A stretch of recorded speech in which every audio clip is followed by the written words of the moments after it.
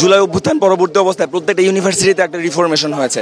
সেই রিফরমেশনের দাবিতে ইউআইউর স্টুডেন্টরা সবার প্রথম নামে আর কি। নামার পরে ওখানের যারা ভিসি আছে, তৎকালীন ভিসি এবং সবাই মিলে তাদেরকে আশ্বস্ত করে যে ওরা পরবর্তীতে সেটা হচ্ছে যে উইদিন একটা সময়সীমা বেঁধে দেয় 3 মাসের ভিতরে বা স্বল্প সময়ের ভিতরে হচ্ছে ওরা সেটা সমাধান করবে। কিন্তু আমরা দেখতে পাই কি সেটার কোনো ধরনের সমাধান করে নাই। 8 মাস পরে সিএসসি ডিপার্টমেন্টের হেড উনি কি করলো, একজন শিক্ষার্থীর বাবা মারা গিয়েছে, ওই শিক্ষার্থী এসে বলল যে আমাকে আবার রিটেক এক্সাম দিতে দেওয়া হবে।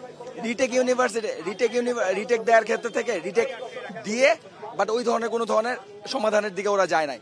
ওরা কি করলো, তারপরে শিক্ষার্থীরা প্রায় 2000 শিক্ষার্থীর স্মারক শিক্ষিত দিয়ে তারপরে ভার্সিটির প্রেমিসিসের ভিতরে একটা আন্দোলন করলো এবং সেই আন্দোলনটা শেষ করে তাদের পরে ক্যাম্পাস কিছুদিন বন্ধ দিল। এটা হচ্ছে একটা সিন্ডিকেট ছিল, ওই সিন্ডিকেটটা ওই প্রশাসন যাতে সিন্ডিকেট যদি ভেঙে দেয় তাহলে এটা করে দিতে পারবে। ওই প্রশাসন হচ্ছে যে আবার এই অচল অবস্থা তৈরি করতে পারবে, এই জন্য সেটা করছে। বহিষ্কার করা হয়। এই বহিষ্কার স্টুডেন্টদের মধ্যে এমন অনেক স্টুডেন্ট আছে যাদের প্রায় এই মাসের পরেই হচ্ছে তাদের এই সেমিস্টারের পরে তাদের হচ্ছে ভার্সিটি পড়ালেখা শেষ হয়ে যাবে।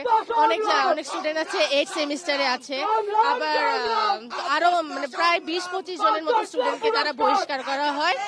তো আমাদেরকে ইমেল করে পাঠানো হয় যে আমরা নাকি সেইখানের ভিসি এবং তার কিছু সহকর্মীকে আমরা আটকে রাখি, যার কারণে নাকি আমাদেরকে বহিষ্কার করা হয়। কিন্তু যখন আমরা ভার্সিটিতে যাই এটা নিয়ে কথা বলার জন্য, ভার্সিটি থেকে আমাদেরকে ডাকায় যে কথা বলার জন্য, যখন আমরা যাই তখন আমাদেরকে কারণ হিসেবে দেখানো হয় কেউ নাকি আপনার ফেসবুকে পোস্ট করেছে, কেউ হচ্ছে কমেন্ট করেছে, কেউ মিমস শেয়ার করেছে, কেউ প্লে কার্ড হাতে নিয়েছে, যার কারণে বহিষ্কার করা হয়। কিন্তু আমাদেরকে ইমেল করে পাঠানো হয় যে আমরা যে উপাচার্য ছিল তাদেরকে আটকে রেখেছিলাম। কিন্তু যখন ওইখানে যাই, অফিসে যাই, তখন আমাদেরকে দেখানো হয় এইসব কারণ। মানে ইমেলে লিখবে আরেকটা কারণ, ইমেলে লিখে পাঠিয়েছে একটা কারণে বহিষ্কার, কিন্তু আমরা যখন ওইখানে যাই প্রমাণ হিসেবে আরেকটা কারণ দেখাচ্ছে। তো এখন আমরা এখানে অবস্থান করছি, আমাদের প্রত্যেকের বহিষ্কার আদেশটা নিঃশর্তভাবে তুলে নিতে হবে, প্লাস আমাদের যে ক্ষতিগুলো হয়েছে এই ক্ষতিপূরণ করে দিতে হবে। আমাদের ভার্সিটিতে আমাদেরকে ডেকে বলা হয়েছে যে তোমরা যে কারণে আন্দোলন করেছিল তোমাদের কারণগুলো যৌক্তিক এবং তোমাদের দাবিগুলো যৌক্তিক, কিন্তু তোমাদেরকে কোনো রকম আন্দোলন বা অন্যায়ের বিরুদ্ধে কথা বলার জন্য বহিষ্কার করা হয়নি।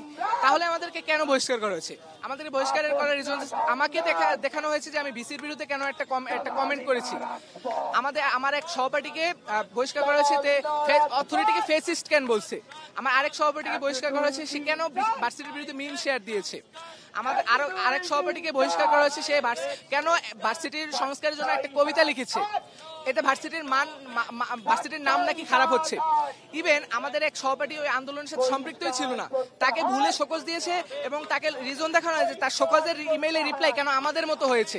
আমরা শোকজের ইমেইলে লিখেছিলাম যে আমরা কোনো রকম অন্যায় কার্যক্রমের সাথে যুক্ত ছিলাম না, আমরা শান্তিপূর্ণভাবে প্রোটেস্ট করতেছিলাম। তো ও আমাদের মতো কেন মেইলে রিপ্লাই দিয়েছে, এই কারণে তাকে বহিষ্কার করা হয়েছে।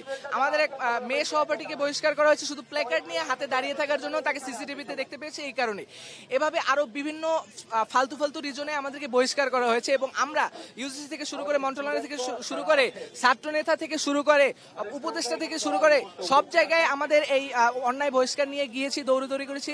2 মাস আমরা যত জায়গায় সম্ভব আমরা গিয়েছি, কিন্তু কোনো জায়গা থেকে আমরা কোনো সমাধানের কোনো আশ্বাস পেয়েছি, কিন্তু কোনো সমাধানের কোনো সমাধান দেখিনি।